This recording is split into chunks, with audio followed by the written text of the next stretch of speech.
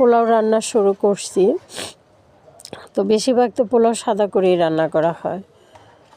আজকে এখানে ডালটা দিছি আর সয়াবিন তেল দিয়ে পোলাও চালটা ভালো করে ধুয়ে ঝরায় রাখছি, সেটা দিয়ে দিলাম। এখানে দারচিনি, এলাচি, তেজপাতা দিয়ে দিছি। আমি একটু বেশি করে পেঁয়াজ দিছি। তো এখানে গরম পানি বসায় রাখছি পোলাওয়ে দেওয়ার জন্য। তো চালটা ভালো করে আমি ভাজা ভাজা করে তারপরে ধাপে ধাপে একটুই দিয়ে দিব। এখন বেশি করে কিছু কাঁচামরিচ দিয়ে দিলাম, একটু মটরশুঁটি দিয়ে দিচ্ছি। এটা দিয়ে আমি আবার একটু ভালো করে ভাজা ভাজা করে নেব। তো পোলাও তো তোমরা সবাই রান্না করতে পারো। আমার নতুন বন্ধুদের জন্য আমি একটু বলে দিচ্ছি কি আর, সাদা পোলাও তো সবসময় রান্না করি। এখানে একবারে চিকন করে আমি গাজর কেটে নিচ্ছি, সে গাজরটা এখানে দিয়ে দিলাম।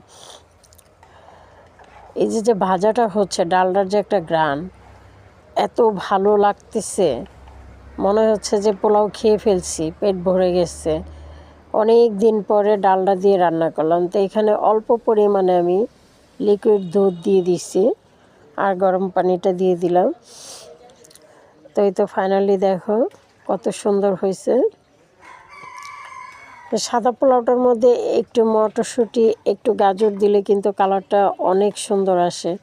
বিশেষ করে ঘরে বাচ্চারা কিন্তু খুব পছন্দ করে, একটু কালারিং দেখে। ওদের আর জোড়াজুড়ি করতে হয় না, এমনিতেই খেয়ে নেয়। ভালো থেকো সবাই, আল্লাহ হাফেজ।